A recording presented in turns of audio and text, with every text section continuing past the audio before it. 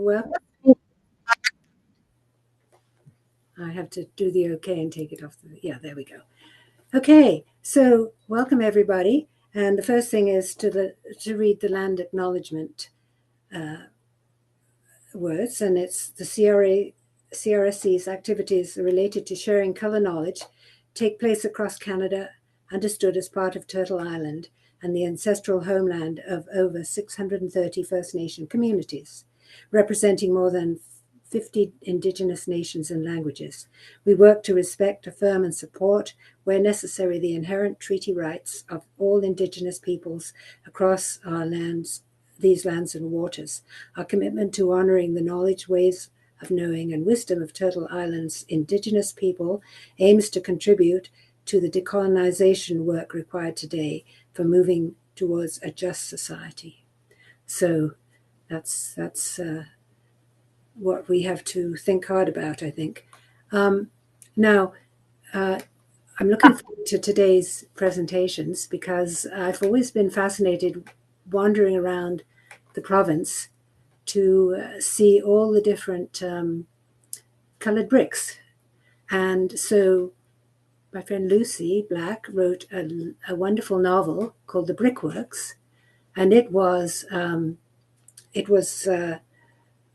explanation of a couple of young men in the middle 1800s who came to Ontario and established a brickwork factory, and it's a wonderful novel, and the relationships between all the characters are great and dramatic. And anyway, I hope some of you have read it, and if you haven't, please do. Then when I was thinking about it, we've known Mark Jaroszewicz for quite a long time, and I think he actually used a bit of clay from our property when he was doing a project that he started. I'm not quite sure what years, but I think it was a 5-year project called Colours of Ontario. And he went around the province and he dug up and found clays from all over the province, and then he used them to make works of different colours and did all kinds of things with them. And we're going to be hearing him talk about that. So I'm really looking forward to hearing both the presentations. And we're going to start with Lucy. And so over to you, Lucy. Well, thank you very much, Judith. And thank you to the Colour Society for inviting me to be a part of your evening. And also thanks to those of you who have actually read my book. For those of you who haven't had a chance to read it, we have a little book trailer that we're going to show you. It's 4 minutes long, and it will give you, I think, a pretty good sense of what the novel is about. So Robin, if you wouldn't mind queuing up that book trailer, it's just 4 minutes.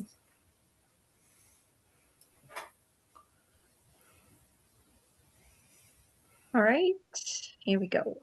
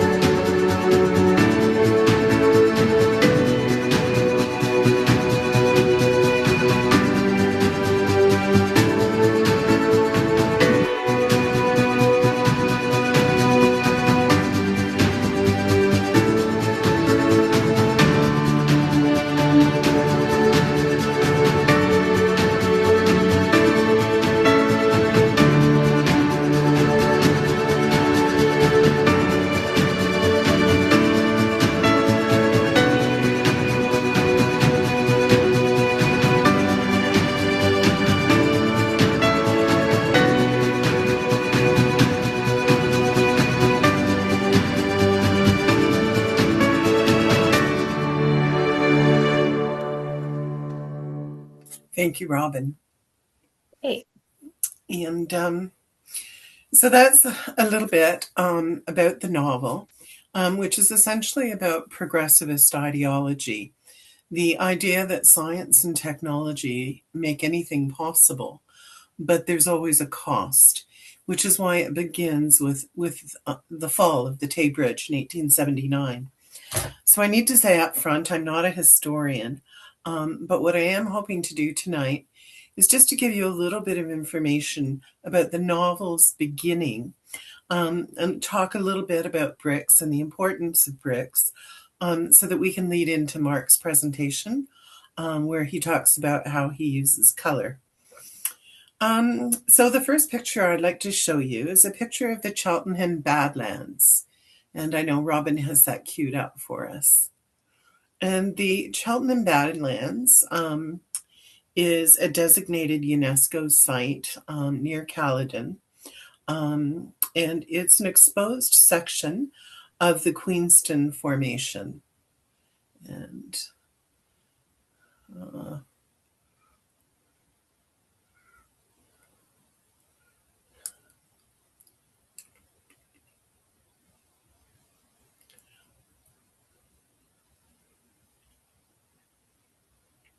there we go. So this is called the Cheltenham Badlands, and it was created 450 million years ago. And I know that Mark later on will be also talking about the Queenston Formation. It's part of the Niagara Escarpment. This is one of the rare sections where it has been uncovered. And Mark will talk more about that a little later on. So the beginning of my novel began with a visit to the Cheltenham Badlands 41 years ago. My husband and I were there, and he proposed to me there. So it's a very special spot for us. And we heard. Nobody else has ever complained about it. Sorry, I'm hearing another voice. Oh, sorry about that. So we heard that because it was a UNESCO site and was beginning to erode, they were building bridges and pathways over the top of it. So people could still see it and walk over it, but they couldn't actually walk on the stones themselves. So we went to see what was taking place there. And as we were driving around and sort of doing a big circle on our way home, we saw what I thought was an old woolen mill. And I'll just ask Robin to pull up that picture. It wasn't actually a woolen mill. It's part of the Bruce Trail. And it's called the Cheltenham Brickworks. And it was established in 1912 and produced bricks until 1958. Can you find the picture, Robin? It's just...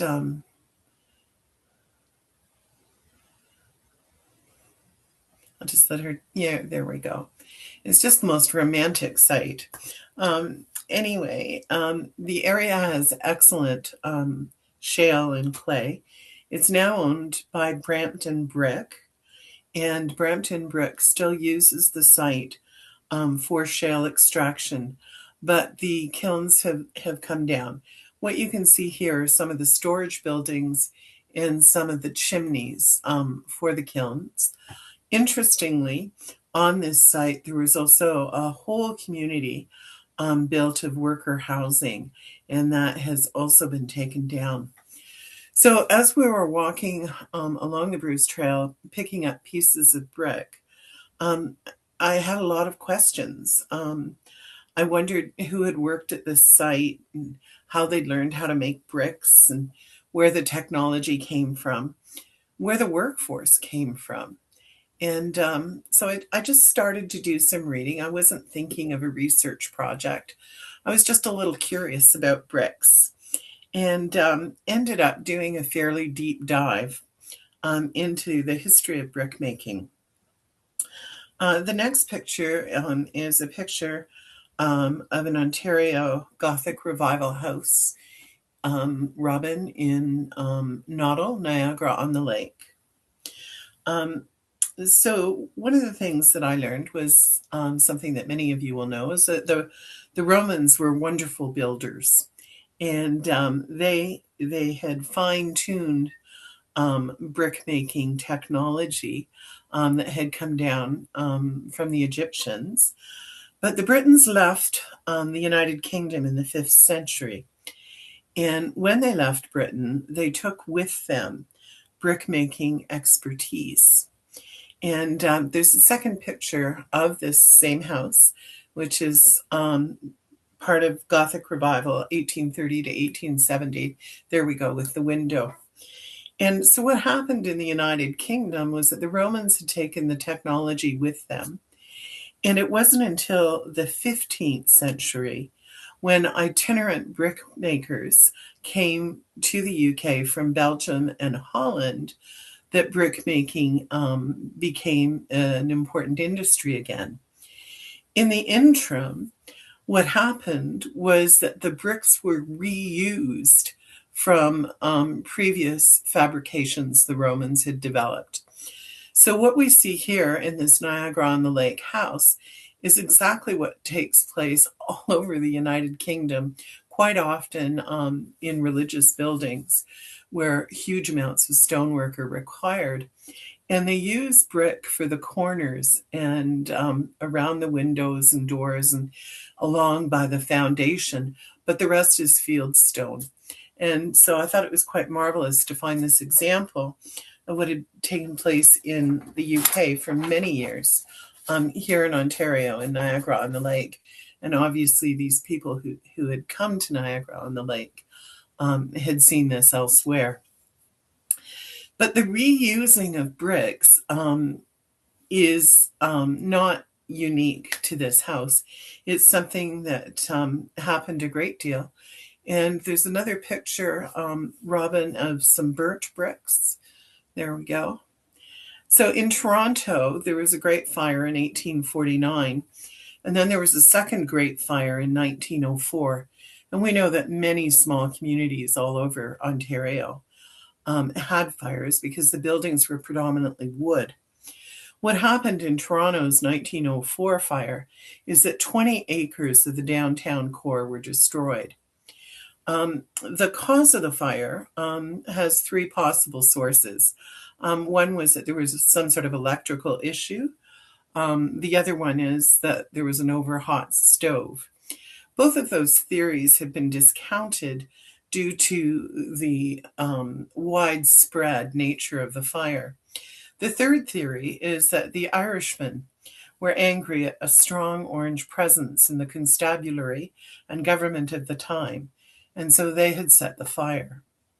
At the conclusion of the fire, all of the bricks from that 20-acre devastated area were taken east of Toronto to the beaches area where they were dumped. And because bricks were expensive, enterprising people cleaned the bricks and used them to build a lot of the older housing that you see in the beaches area.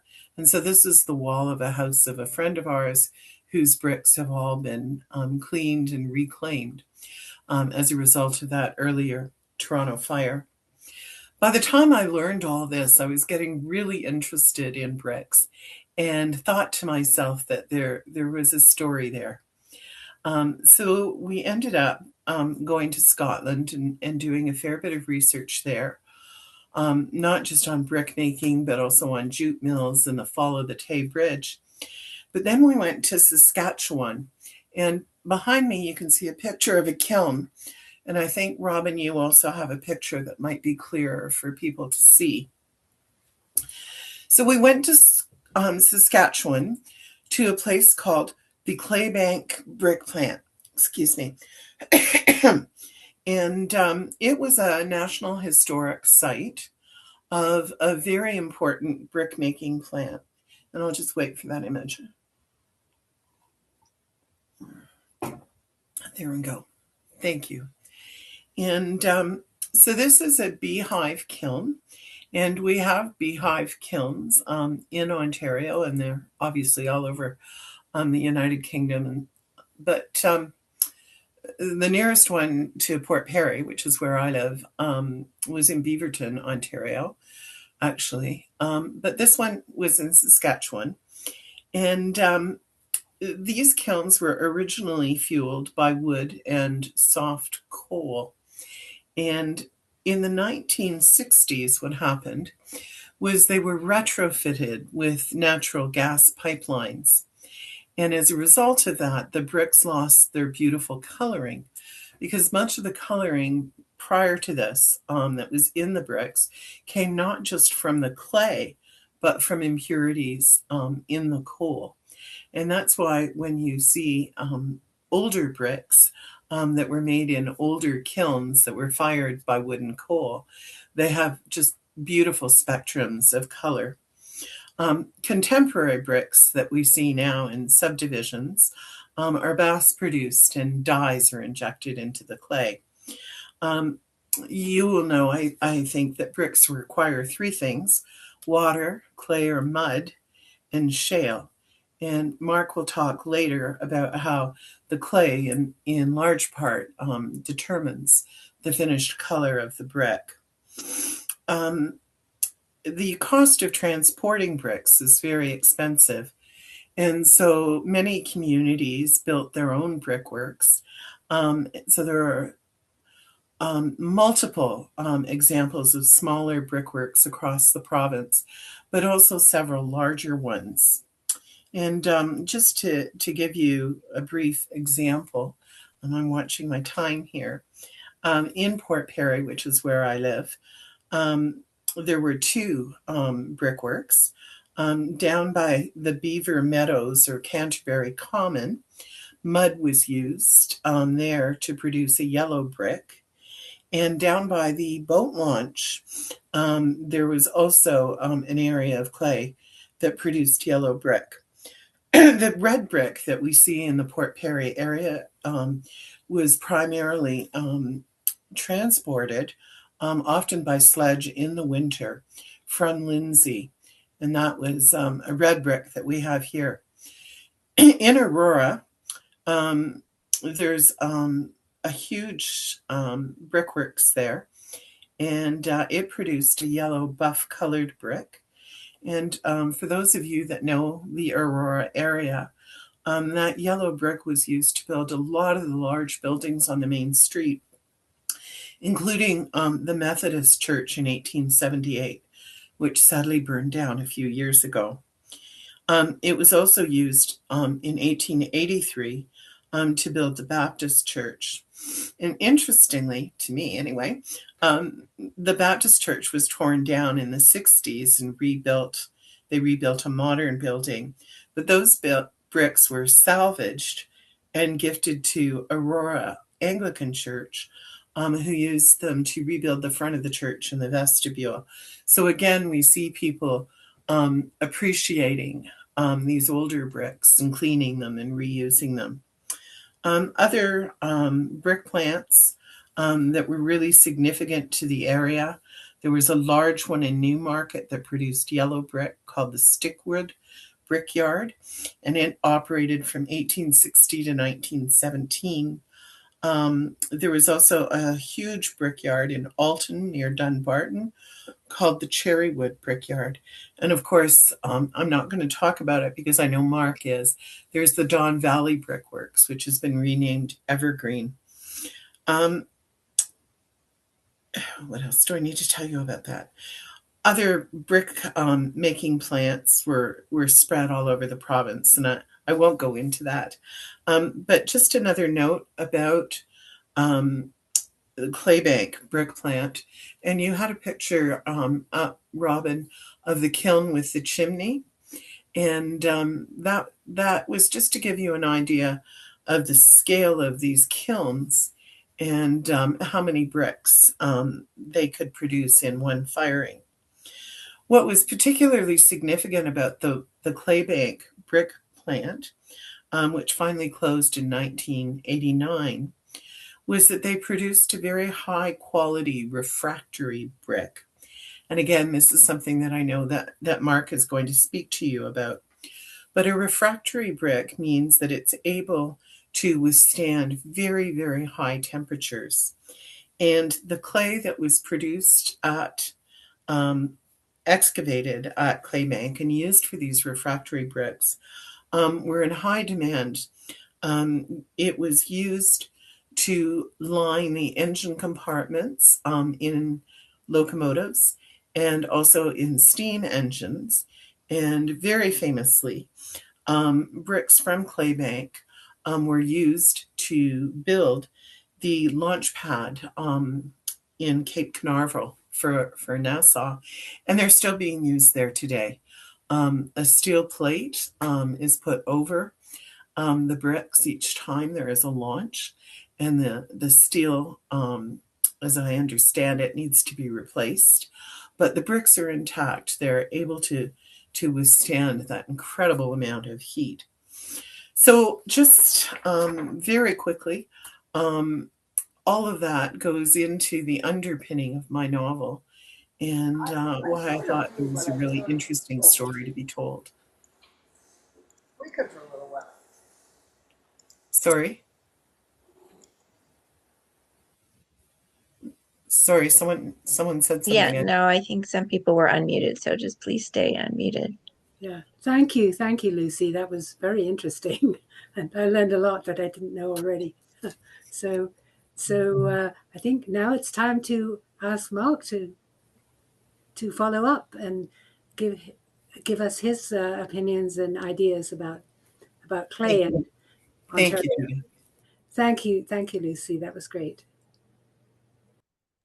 Well, yeah, thank you, Lucy. It adds to where I'm the different adventures. It's a little different, but first of all, I'd like to say thank you for the Color Society for inviting me. Thank you, Judith, for thinking of me. And yeah, the talk that I'm going to share is a little different, but it dovetails quite well.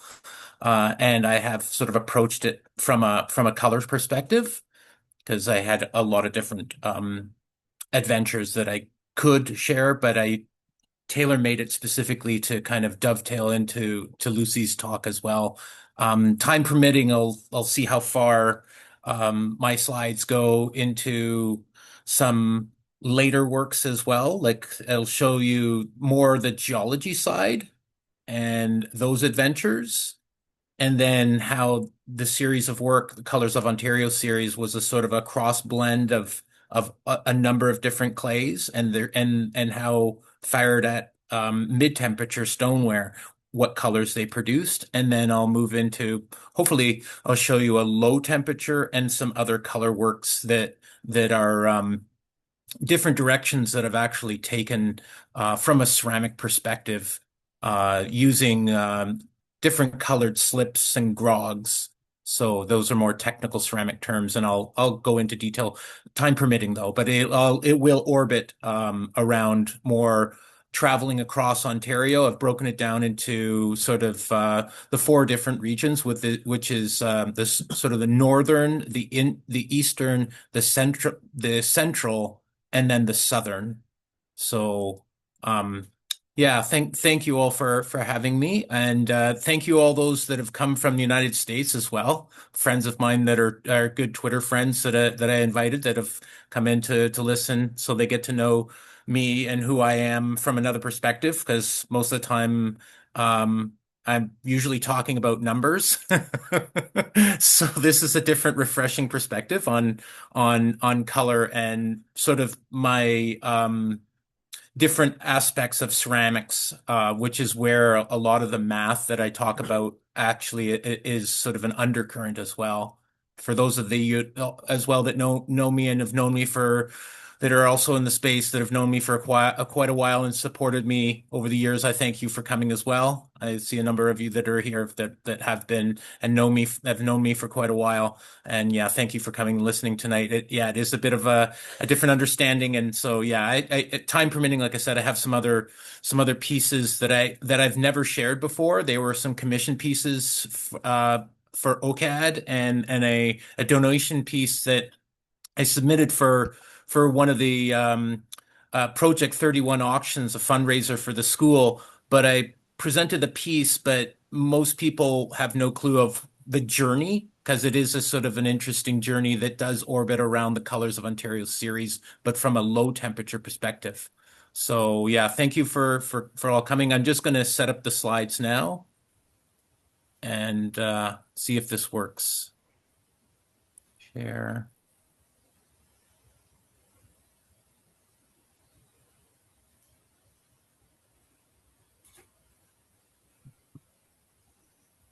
Is that coming in clear for everyone?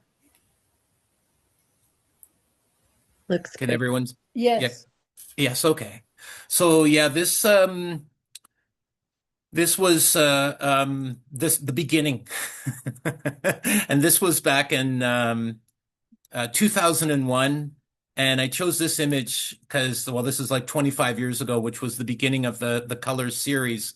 But this is downtown Toronto, right in the very city core, which is, as you can see, it's for those of you that know Toronto, it's Queen and Yonge Street, and it's right across from the famous mall, the Eaton Centre.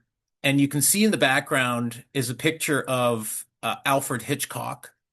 And the building in front of it is actually is the Bank of Montreal. It's a facade, and it's a massive construction site. But the reason why I like this particular shot is because it was the Alfred Hitchcock image is actually was an ad, and it said "Think different." And so yeah, I think that day I was quite inspired, and I was most definitely thinking different. And being a ceramic artist, I'd worked with a lot of commercial clays, and I went to OCAD or OCA, it was called back in the day. And but after graduating and doing a number of different things, I was doing a series of ceramics and I was delivering them, but I was coming back, but I looked through the hoarding and I saw this, which was like 6 stories deep of solid clay. And so this was, to me, was the mother lode of all clays.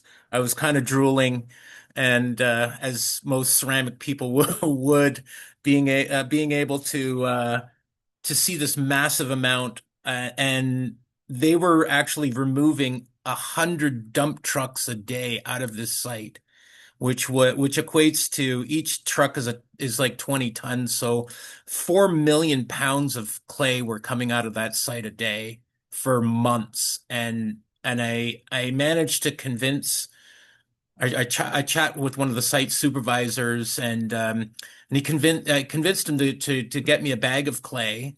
And then I came back a few weeks later, and I went, well, what if? And I managed to convince them to divert a dump truck full of clay. So this was me riding in the dump truck. You can see the Mac dog. And you can see at the top, I had a Polaroid at the time. And on the left, you can see the Bay building. That's the bridge across the walk bridge that leads to the mall. And I was just like, I was like on the moon riding in this truck with 20 tons of clay behind me. And I managed to find a spot for it, which was the donut shop. For those of you that are familiar with Toronto, it's still within Toronto, but across the street from the Gladstone Hotel, there was this donut shop, and behind that was a warehouse space. And I managed to rent a space and drop my 20 tons of clay in this spot. But those of you that know me, I don't just do ceramics. I studied glass blowing. I did a bit of faux painting, so I'm quite diverse. And I'm showing this slide because, as synchronicity goes, 2 weeks later, I got a call from the Bay, the Hudson Bay Company, which is like right across the street, kitty corner to that site. And a friend of mine recommended, the gentleman said that was the in-store marketer. He said a friend of mine recommended me, and he wanted me to blow some glass pieces. And oddly enough, 2 weeks later, I found myself in the Simpson Tower, which is a tower across and his office was 23 stories above but his office window led out onto the work site, and I was still kind of flying on the moon with having all this clay. And then I had this meeting with him, and little did I know, I thought it was just a small contract, but however, the contract was for a number of different bay locations in Canada. I first started with Yorkdale Mall, and then in Montreal, and then one in Alberta as well. And it was a huge contract, which was just wonderful. But I at the end of the conversation, I just had to mention to him, and told him to swivel his chair around and look out his window. And after discussing the site and having moved 20 tons of clay, he decided to add on another 40 to 60 ceramic pieces. And this was the beginning of, well, it would have been the Toronto Stripe series. So you can see the ones on the left are black and white clay, which was an earlier series of inlay ceramic work. But the ones in the middle and on the right, the three on the right, you can see there's sort of a tan color. And that was the Toronto clay infused with a mid-temperature stoneware. And then a year or so later, I actually went up and was photographing a friend's wedding. And this is a shot of the sort of the rise on Highway 11 as you leave North Bay. And I was going to shoot a wedding, but I saw this and I was really inspired by the Canadian Shield. And those of you that have driven around on Highway 11, and you kind of know there's just a beautiful cut throughs through the Canadian Shield. And so this particular series, this particular locations actually inspired me to continue, but to actually add different stains to sort of resemble, and I used the Toronto clay too, but to resemble sort of this inspiration of the Canadian Shield. But I then asked myself, well, what if? And then I went, oh yeah, this is going to take a long time. What if I gathered and studied the geology of Ontario and look for different locations? And then that inspired me to go to the Ministry of Mines and Resources. So I managed to pick up a book on shales and clays within Ontario. And so I started studying the geology of Ontario. I also picked up another book by a geologist at U of T. He has three books actually. He teaches at U of T, and one is Toronto rocks, on the other's Ontario, and he also has a publication of Canada rocks. But I picked up his Ontario rocks as well to cross reference the geology and find out the history behind it. So this, I'll be using a few slides just to articulate, and you can see here in Lucy's talk, she was talking about the Queenston Shale, and you can see in this image there's I've colored it yellow, right? And then you've got a Georgian Bay Formation and then a Whitby. Those are three shale deposits. And as they go from yellow to orange to green, they go consecutively older. So, but they're extremely old. And I'll just describe the difference between shale and clay. Shale is extremely old clay. It's so old, it's been compressing and sitting so long, it's turning back into rock again. So I'll just give you a difference that, like, the Toronto clay is an earlier glacial clay, whereas the shales are much older. They're about 450 million years old, and then they go older than that as you go orange to green. And then the Toronto clay is only 80,000 years old. So I'll show some other images to give you some further insights. So this is a cross section of those shale beds that you can see in the deeper blue band in the middle is the Queenston Shale, the Georgian Bay Shale, the Simcoe group, and then you can see the Canadian Shield or the Genesis belt in dark gray underneath, and that was my inspirations for those earlier works, all the marbled and varving. This is actually a closer shot of the Niagara Escarpment. And again, the clay that was Lucy was describing was the Queenston Shale, and it's at the bottom of the Niagara Escarpment. And the Niagara Escarpment is they label it as, in some of the books, as the giant's rib, because the Niagara Escarpment actually follows like a giant bowl, and Michigan is the basin, as they call the Michigan Basin, and this escarpment runs all the way around into Minnesota as well. So the same Queenston Shale runs at the bottom of the escarpment, but I've sort of organized the slides to show how even the Queenston Shale shifts in color from different locations. So I'll proceed now with showing you the different shades. But this is originally, again, this was from Nick Isles' book, and he described it as you see in the gray shot here, is the Queenston Shale was actually the wearing and weathering of the Appalachian Mountains when they were sort of I guess the size of the Rockies, or as sharp, but they weathered over millions of years and laid themselves out towards the left side. As you can see, that apparently they speculated that Toronto was sort of underneath this sea for quite a few million years. And these were, just as a reference there, 450 million years. These were the species of fish, apparently, that were swimming in the ocean at the time.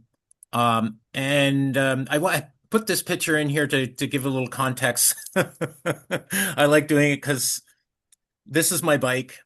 I don't have a driver's license, so this is my fold-up bike, and I would take the train.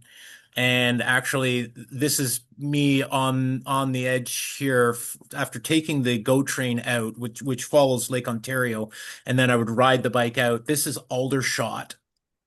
So those of you that are familiar with Ontario may know Aldershot. It was another location that used Queenston Shale. It had a beehive kiln. It's no longer in use, and they dismantled their beehive kilns. But you can see how, in comparison to Lucy's photo, the clay it's more clay-like, because geologically it got returned, like, I guess, millions of years ago.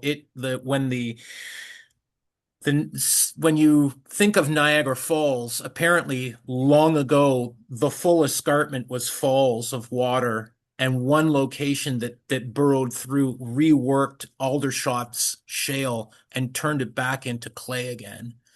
So that's why you see it as a more muddy, but a paler iron content. This shot is actually in Oakville, so you can see how there's still a strata and a sharp shale formations, and then not as clay-like.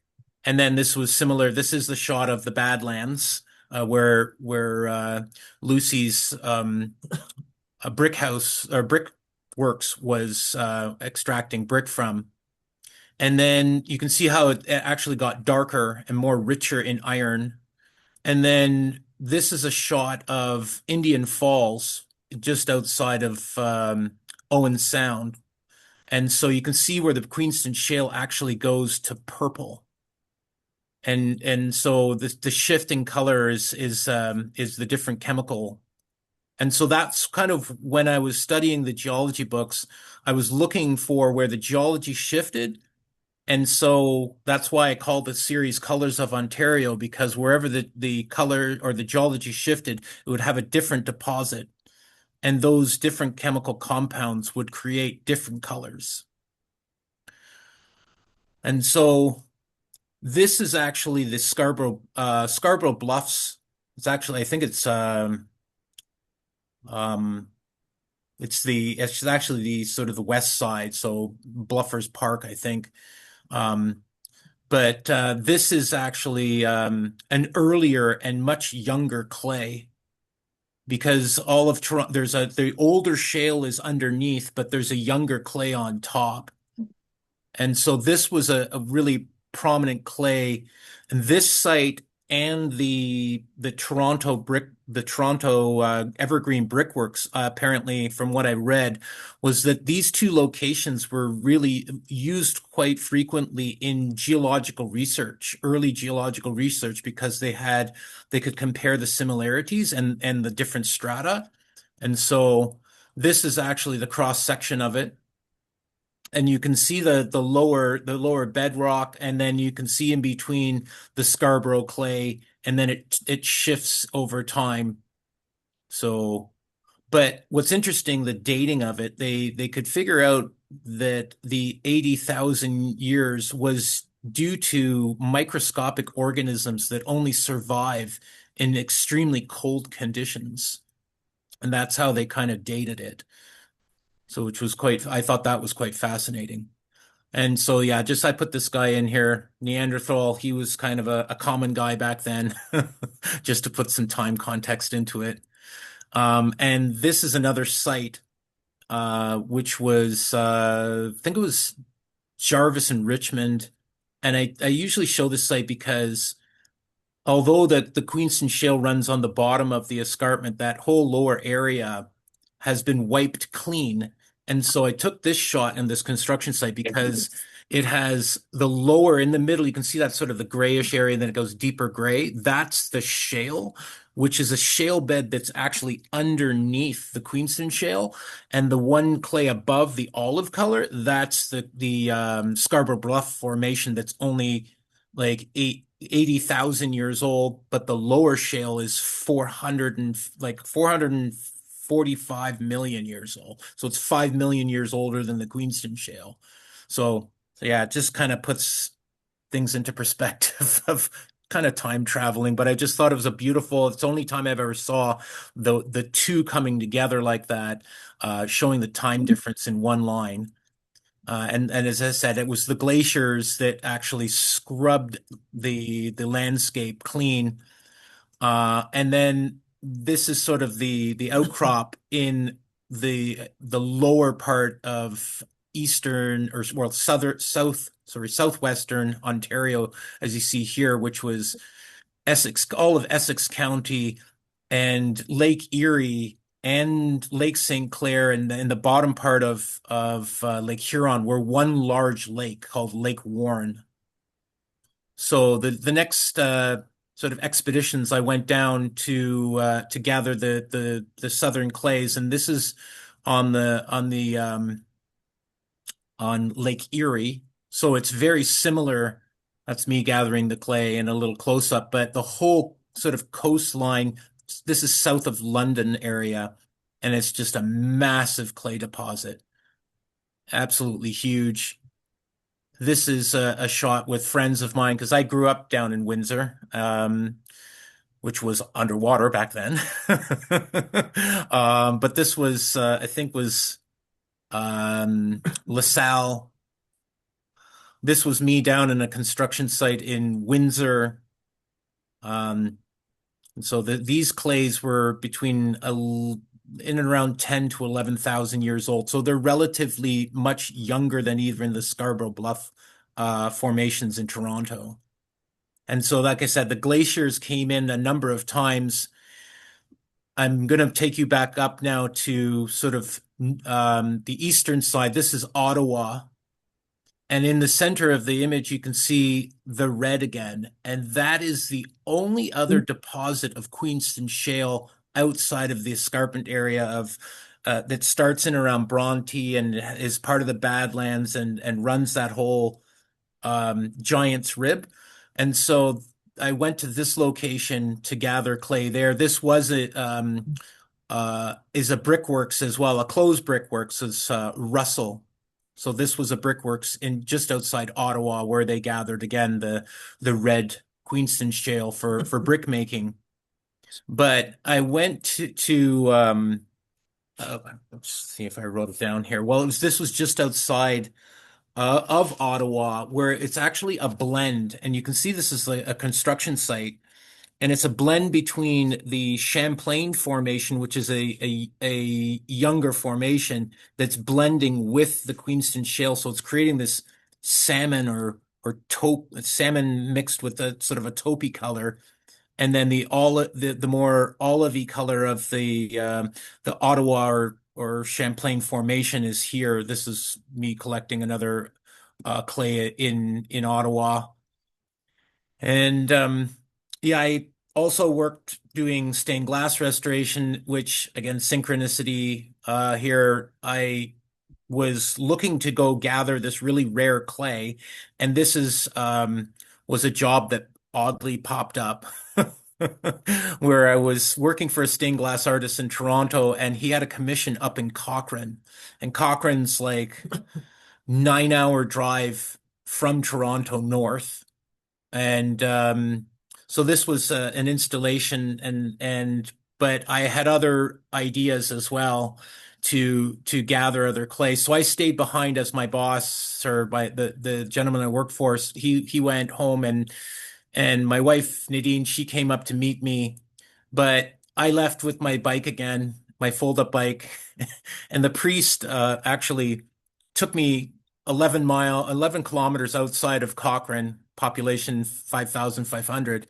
And so yeah, I took this photo at and I laugh because just it's like 9 hours outside of Toronto, and it's really far north. So you're really again out there. But yeah, I managed to gather this clay, and the locals called it the gumbo, and they were really annoyed by it because it would actually stick to all their farm implements and so forth, because it was an extremely fine clay. And but it's also one of the youngest clays pretty much in Canada, because it's where the glaciers retreated, at the end of the glaciation period. So it's a very fine clay. And so yeah, I was very, very eager to get it. But this shot here is that my wife came to meet me, and we went further. And this is further north. This is a road that is a 2 hour road north, and it's the most northern road that you can drive on in Ontario because there's nothing. This is a 2 hour ride that follows these power electric towers here towards a power electric dam. And the gentleman that was assisting the priest in the church was recommending, and I'm glad he did, to tell us to fuel up, because there's no gas stations. There's just this, and for a change, more of this. So it's literally 2 hours of driving just straight north, and all there is forest, the odd bear, and bugs. It's beautiful because you'd see these odd, it would open up from time to time to these beautiful kettle lakes with these just teal water. Unfortunately, I couldn't find the photos from those, but it was beautiful. But it was worth it because I was going to get a really rare clay. It's common to most people because they use it to dye. They use it in the paper industry. They use it in makeup industry and so forth. It's called kaolin, and it's a really, really high temperature clay. And that's what Lucy was mentioning earlier about the refractory. That these refractory clays are extremely high and have a high tolerance for clay, or high tolerance for heat. But this clay in its pure state is off the charts when you compare it in a ceramic setting. That the clays that I gather in southern Ontario, they melt and become slip glazes on the stoneware, which is a mid-temperature clay. But if this was turned into a porcelain clay as high as it could be, the T-bowls that I share with you would actually melt before this clay melts. So they're the highest, and so they're quite sought after. And then this is it here, but it's a difficult site because in the records, they discovered it way back in the early 1800s, back in the fur trading days, because it links to the Mattagami River, which was a major trade, sort of the highway of the day, right? Because they would travel by the coureur de bois, and fur traders would use the Mattagami River, so they knew it was there. And I went down to the river to see it underneath the 8 meters of glacial till. But this particular mound here was actually, they did a study back in the 80s, and they dug it up, and a feasibility study, but they found it was going to be too expensive to refine because it has more of an ivory color, and that the refining process would be too costly in comparison to getting the kaolin from the United States, which would be from Georgia or from Florida, because they have a massive kaolin deposits, which is where most of kaolin comes for a lot of industrial use. So, and I'm going to take you into what I do with it now, as blending the clays together and stacking them. So this is a process where I slab roll the clay, and each color is a different location where they've gathered different clays. So you're seeing the Queenston shale, the reddish shade there in the one, and then the other ones I think were Tecumseh and Kingsville, I think, at the time. I also gather other materials, and this is actually the beaches in Toronto here. And you can see in the foreground this purple sand, and that the beach sands are made up of 2% magnetite.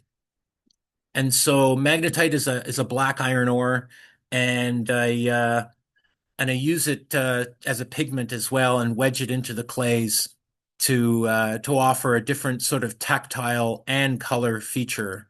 So you can see here it's magnetic, and I just run a heavy duty magnet through it. But the beach sands, just those of you that are familiar with Toronto, the beach sands are actually a byproduct from the wearing and weathering of the Scarborough Bluffs that have drifted over, thousands of years to create the Toronto beach sands. So the magnetite's actually coming from the Scarborough Bluffs. And so this is the result of the work that I was working on. And the 4-year journey, and then another probably about half a year or year to work with all the temperatures and try to find harmonies with them. So you can see at the top is this sort of mustard color. That was the gumbo that I gathered way far north. The black speckle is the magnetite, and the chocolate brown you see in these sort of melted points, that's the Queenston shale fired at mid temperature. It actually melts out. So it's sort of a controlled melt out. And I'm just going to give a quick overview. These were all the different locations. Lake Erie, LaSalle, this was more southern. Windsor, Amherstburg, Kingsville. So these were all those 11,000-year-old clays that were sort of left behind one of the last glaciation periods. This was more the eastern locations within Ottawa and Russell. So there's still the little bit of Queenston shale, and then the blend, that was it. Embern was the blended between the two. And then this was another final result here. So you're seeing the different colorations and locations. So Oshawa, Scarborough, Toronto, Oakville, Brantford, Lake Erie, Toronto, and then Lake Erie was used as a slip glaze. And the term is slip glaze because the temperature at mid-temperature stoneware temperature turns that lower temperature clay into an actual glaze. And then you can see here where the Owen Sound clay went chocolate brown, and then Lake Erie is green. And then these were more central, which is Oakville, Brantford, Lake Erie, Toronto, Scarborough, and Oshawa. And then this was another resulting. So yeah, you can see now the map here, the distance between Toronto and Cochrane. And then the other location was even another 2 hours north of Cochrane. So that was, it's into God's country. Beautiful location, but just lots of bugs. I don't know what my time is. Have I sort of reached my time now, or would you be interested in a little bit longer because these are just another direction, or should I just wrap it up there? I'm not sure. I think we're at 8:01 at the moment, Yeah, but we probably should. We could see some of your other work though. That might be interesting. okay, yeah, because I did rework it. I'll go a little faster then with this one. And I showed this slide here. This is OCAD. This is OCAD University. This is where I went to school and I taught at OCAD for 10 years. But I showed this image because I was actually asked. The next images are more of a special commission, but I was taking the direction of my ceramic work in a different direction, and so this is going to be much more colorful. It's because it's a blend of more commercial stains and high temperature or mid temperature porcelains, and then back into lower temperature clays as sort of a blend of high tech into low tech and more Neolithic processes. So I was asked by OCAD to make a 10th anniversary gift for Rosalie Sharp as a gift for the 10th year commemoration of the building. And so I was inspired by my trip to Hawaii on my honeymoon. And so I decided to make a piece which was a very sort of a place that was on my bucket list, which was where all four elements meet at once. And this is actually a photo where fire, water, earth, and air are coming together, where the lava from Big Island is flowing into the ocean and creating new land and spitting up all this steam. And so I was inspired to make this piece this is the piece here for Rosalie Sharp, where I took these grogs and I crushed them into, or stained the clays, then crushed them into grogs, and then re-wedge them back into the clays again. And I'll give a little description of my inspiration because I gave a talk at McMaster, and there was a archaeologist that told me this story where, and I was really taken by it, where these ceramic pieces, these Neolithic ceramic pieces, and it still occurs in a lot of indigenous cultures, where the parents would take the grandparent or grandmothers, it was more mothers, they would grind when the grandmother would pass, they would grind their pots and turn it into a temper or a grog, and then wedge it into their pots. And so these pieces would be passed down, and the grogs would be sort of woven into the history of their pots and their children's pots and so on and so forth. So it was a tradition that was passed on, and I just thought it was an interesting way to address, again, with color. So you can see here I was creating this fire, water, earth, air, but creating these grogs, these yellows and blues, sort of as a sort of sparklings of light. And then on the inside, it was more using, again, the black speckle of the magnetite, and then different oranges and reds. And so this inspired me to make this piece, which was a few years later while I was still teaching at OCAD, where these are those same clays that I worked at high temperature, but I made this special piece, and nobody really kind of has really heard about the stories behind it. I took some photos, but at the time it was kind of an interesting project because it was celebrating Canada's 150th and also Barbados's 50th, because it was sort of this fluke synchronicity, and it's a fun kind of project for me, but I've never really sort of shared it before. But a friend of mine, another ceramic artist, she called me up and said she had a friend that was moving out from the Scarborough Bluffs and that she had all this clay. And I decided to go meter and utilize the clay or gather the clay. But at the same time, my wife got a call that we had won this trip to Barbados because I volunteered and would volunteer for her because she was part of a race walking team, and her team would volunteer for a lot of the races in Toronto.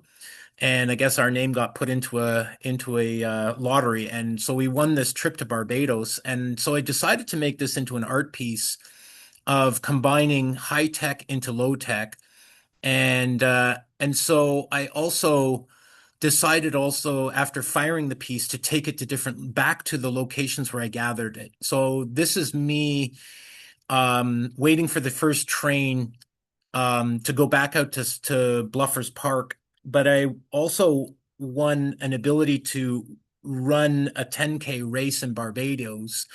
And so I decided to use this rocket as a sort of artistic statement of joining and celebrating. So I took the train out and then ran 10K down to Bluffers Park for the sunrise. And these were the three pieces. And I had to make a couple of them because I didn't know whether I was going to break them in running with them. But so I took them back to their origins, which was, again, this is the Bluffers Park. You can see the black magnetite. It's sitting in the black magnetite sands, and then the blonde is the Toronto clay, and then the red is that Queenston shale again woven in. And then you can see the varving. So I just wanted to kind of represent that sort of geological and Neolithic feel. And this is a photo of it in Barbados Airport for their celebration, their 2016 celebration. And so we took the flight over, and this was it on the beach in Barbados. And then this is me coming through the finish line after running the 10K, and then I ran into the ocean with the piece at the end. I didn't bother stopping for medals or anything, and I wore a picture of a United Nations because I looked at it as celebrating together was my statement. And then we took it to Ottawa as well for the 150th up to Parliament Hill. And then at the end, I donated it to OCAD, and so it went towards auctions, towards raising funds for the students at OCAD. So, and I'll land it there. Yeah. Just gonna escape. Wow, here. thank you, Mark. That was It's an adventure. yeah, that was quite a lot of information, and lots of things I didn't know at all. So I wonder if, wait a second, I'm trying to get myself. It was stop share. Oh, stop. There it is. Stop share. There we go. Thanks. Well, okay, good. So I think we might have maybe other people out there who have some questions or comments. Oh, one thing we might do is if we could quickly show the pictures of Panya's work. Robin, could you do that? Because the one thing that happened was that Mark ran in. Somebody suggested that Panya Clark Espanol's work might be interesting too because it's made from bricks. And could we have just a quick look at those, Robin? Sure. Yeah. Panya is a printmaker, and what she did was she went to the Leslie Street Spit, and she found bricks, which she ground up and then made into inks for her printmaking. And I did ask her if she wouldn't mind us looking at her work during this presentation. She said it was fine. So these are the results of her prints using the brick ink, which I thought was sort of very appropriate for today's presentation. So, and that's the exhibition that she had. This is 2018, so it's a little while ago. But anyway, so that's another little snippet of information to do with our topic. But thank you so much to Lucy and Mark for sharing all their information. And could we have time for a couple of questions if anyone has a question? I have a comment. It's Ann Cummings. I have a comment. Go ahead, Anne. Can you hear me? Yes, we can. Okay. Mark, I just want you to know I live at, it's called Chalk Lake, and right off the shore, there is what could be some kaolin or goop. And I have dug it up, some of it up, and fired it. I fired it in 2006, and it didn't melt. Oh, we lost you, Oh, Anne. yeah. Your voice stopped.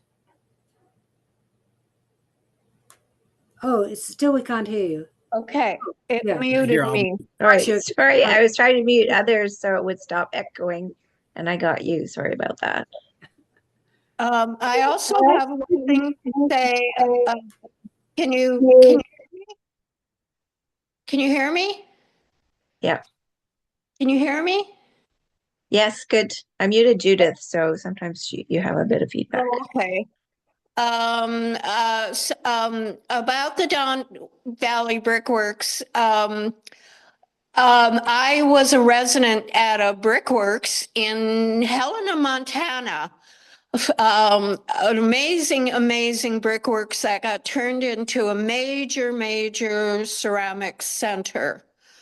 It had like it's still there, 3 or 4 beehive kilns, which we slept in, and it's still there. Consequently, after my experience there, before Evergreen ever got a hold of the Don Valley Brickworks, I was working with some people who wanted a pottery place there. And I made a whole big presentation for a ceramic studio that was based on, it was the Montana one, which is called Archie Bray Foundation. And they wanted to go ahead, but unfortunately, I had to raise $20,000 to have this happen. So then at that point, the city of Toronto amalgamated and all of it was put aside. Okay, just for your information, Lucy and Mark. All right, thanks. Yeah, I overheard a portion of a conversation there about you. You said you found a clay near your property that was high firing properties. Yeah, I think.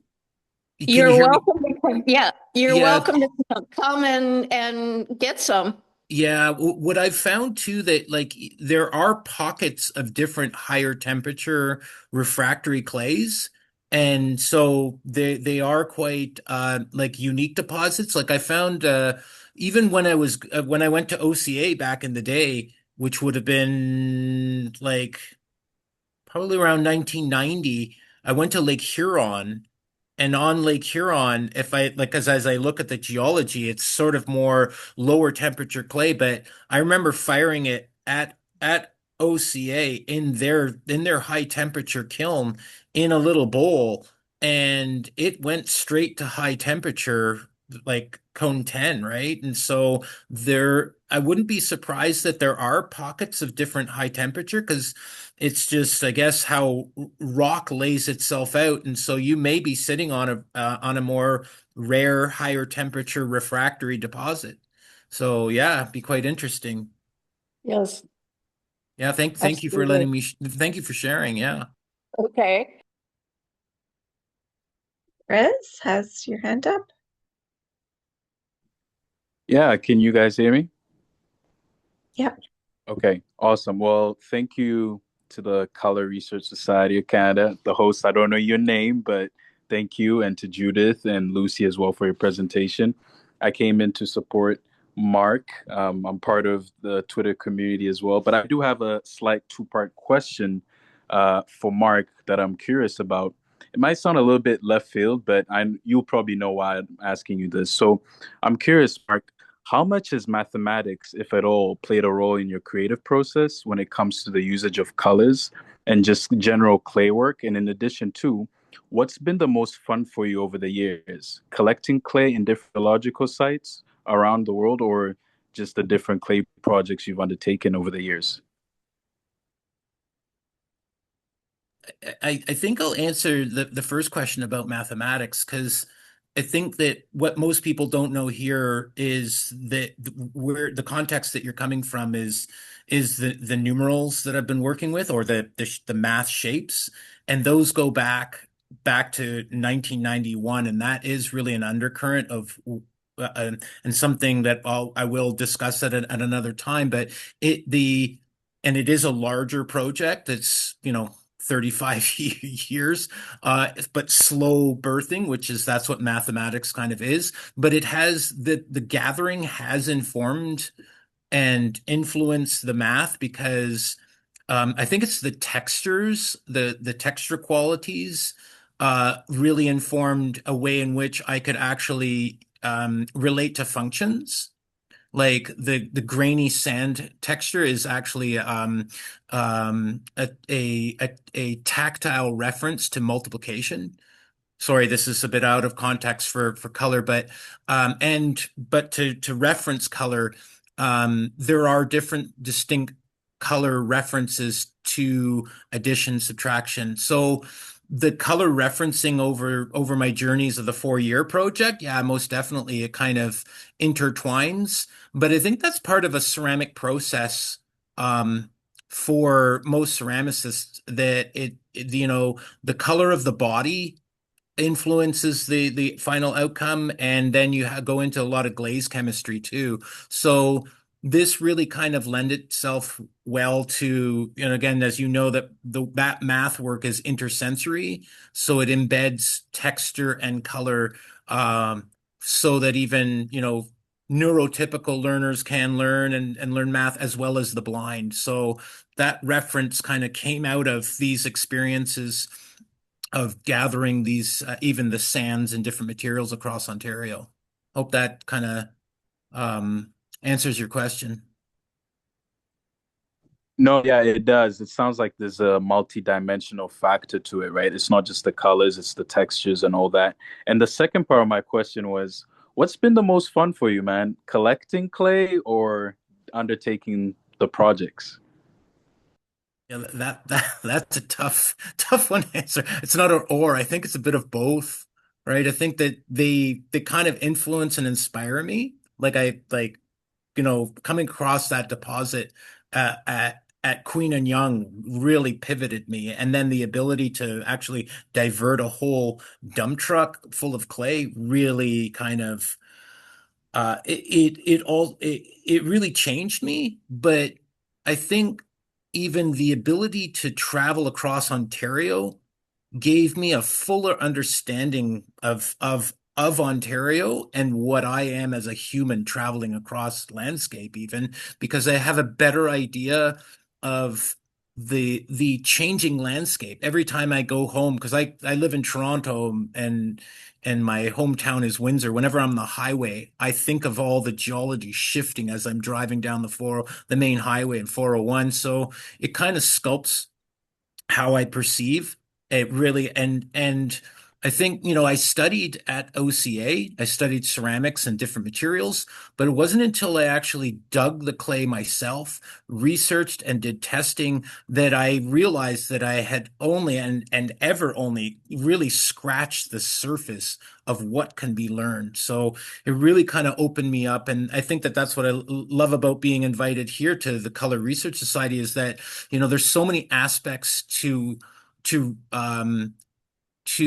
be informed about color. It's just a never ending opening to all sorts of different journeys. And so it's just, and for me to be able to express this aspect, because this opens a different avenue for you, because you know me from a different perspective, but this is from a color perspective. And so it's a very rich experience that I really have, I'm grateful to share, because I don't discuss, like, I've never discussed that one piece or the Rosalie piece, but you can see the connections to my work and how I look at and perceive different things in different grain sizes. You can understand how I articulate the idea of math being order of magnitude of awareness, being in a clay, sand, pebble, rock, or even the whole Canadian Shield as a way in which to perceive things, right? Because this is sort of different ideas and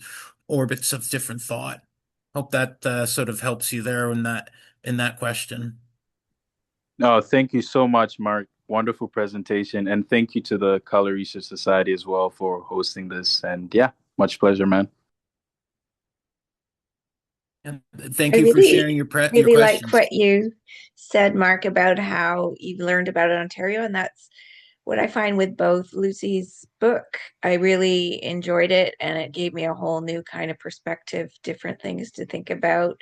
I've never heard of the Badlands out of Caledon, and they're so beautiful, and I completely want to go there. And then just looking at your slides of all your adventures and all the colors that are so inspiring, and how you bring it all together into a single piece of pottery is mind-blowing, really. So my question is, Lucy, do you have any questions for Mark, or Mark for Lucy?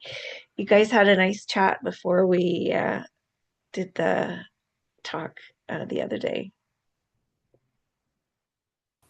Or is that putting you on the spot? No, I just wonder what Mark's up to next. He's talked a little bit about his math project, but is he doing anything else in terms of his ceramic work? Yeah, that's a great question. Thank you for bringing it forward. I've been focusing lately on the math. Just because, and I've switched kind of gears into more modeling plasticine, like a hardened modeler's plasticine, but and food color dyeing it. So it is working with colors. That's why it kind of relates to what Prez was asking about the math. And so I've been extremely focusing on this, because this has been a very long journey working with this math. It's actually older than Colors of Ontario, and the ideas I've been sort of brewing, and I've been held back in opening them up. And so just because of the size and scale. But what's exciting for me is I was sharing, Judith kind of knows because she's watches my Instagram, but I've changed the order of magnitude, and I'm working now in decimals, which is similar to, again, working from clay and working with sands and working with things in a smaller particulate way. But what that's allowed me to do is open up the math ideas that I've had in me. So I'm starting to reinterpret mathematics intersensorily and interdimensionally. So I'm not only just making these forms. If you'll have to kind of sort of dive into the shapes that I make. They're made by hand, and so it's a tactile system, but it's more than just those forms. And so I've been standardizing it. It's standardized to the gram, and I've been using jeweler scales, so it's much smaller, so I can do more math in that way. And I look forward to bringing it into schools for younger kids to work with and creating lesson plans. But in the future, it will still apply to the ceramics, because I'll bring it back. And I did a large show in 2011, which incorporated working in larger scale, and it was a show at the Ontario Craft Council, and I spent a year putting it together. And it was working with the numbers, but in the thousands. So they're very large shapes that people could lift and move, and larger equations. And I looked to kind of bringing it back to that where I have magnets with these ceramic sets, but that's where that sand comes in so that even blind users can actually feel the texture and click the shapes together. And because they're calibrated, they can actually interact with math without even seeing. So it's an intersensory math system. And it's exciting for me because I've been waiting for a long time, because as you see the complexity of those other series that I work on, defining math in a different way has always been, as it is even now, on the fly, just kind of articulating where and how this can actually change and help people.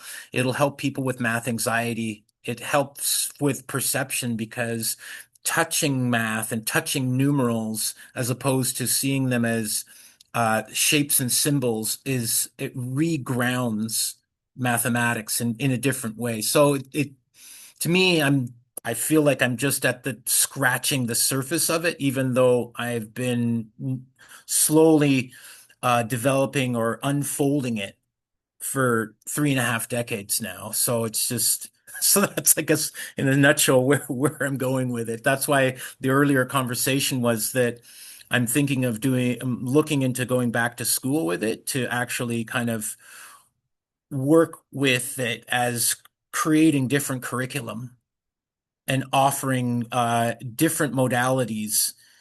And it will shift out of ceramics. It will shift into different materials, and because it can be 3D printed in different materials, and teaching density of materials. It's kind of like teaching weights and measures. So these different standards of the gram, the millimeter, and also to the second, if you look through, there are actually animations as well. It's different ways of animating mathematics as well. So like I said, I've got a lot of different ideas that I've been holding on to for decades. I just haven't been able to unfold them. And now that I can do it in decimals, that's kind of where my energy is diverted, because I feel it will help a lot of different people learn math. And I think math is everywhere, and it's part of the unfolding designs within the natural order of things. And I think that the more math we understand, the less alone or detached we feel from the world, I think. And so that's kind of the direction.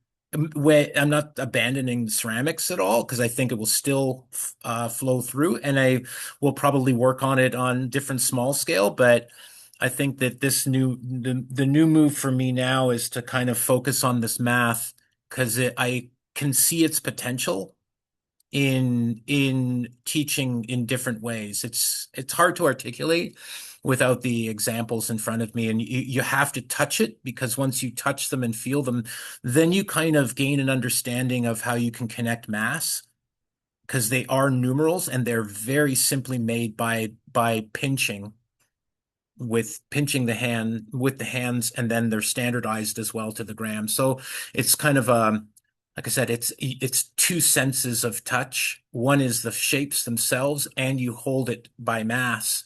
So it's kind of self-authorship of understanding math rather than adopting symbols. Sorry there's a lot to talk about it. Yeah, that sounds like a whole other time, talk. but yeah, thank you for letting me open up the can of worms. I hope it's not too confusing for people, but when you I did engage put a link to your Instagram in the chat, so if people want to see thank you. some of that work, it's beautiful. Judith, do you want to thank everybody and we'll wrap up? You're muted. Mute, yeah, yes. Well, thank you, everyone. Thanks to both of you. That was an amazing presentation. I think we went longer than we've ever gone before, right, Robin? Yes. but nobody wanted to stop. So and thank you so much for everyone who came. And if you aren't a member of our society, you could become one if you like. And thank you so much. And great to see you, Catherine Wild. Haven't seen you in a long time. So we worked together at OCA many years ago. So Lovely to see you, and lovely to see everybody else. And thank you. Yes. Thank you, Mark, and thank you, Lucy. Thank you. Good night, and bye-bye. Yeah, thank you, everyone. Yeah, thanks. It's That been was a pleasure. Thank you for letting me share. I don't often, and yeah, just thank you for the opportunity. Yeah. Great. Great. So we'll Great. post Thank a you. recording Yeah. of this, and we'll let you know when that's happening. All right. Good night. Good night.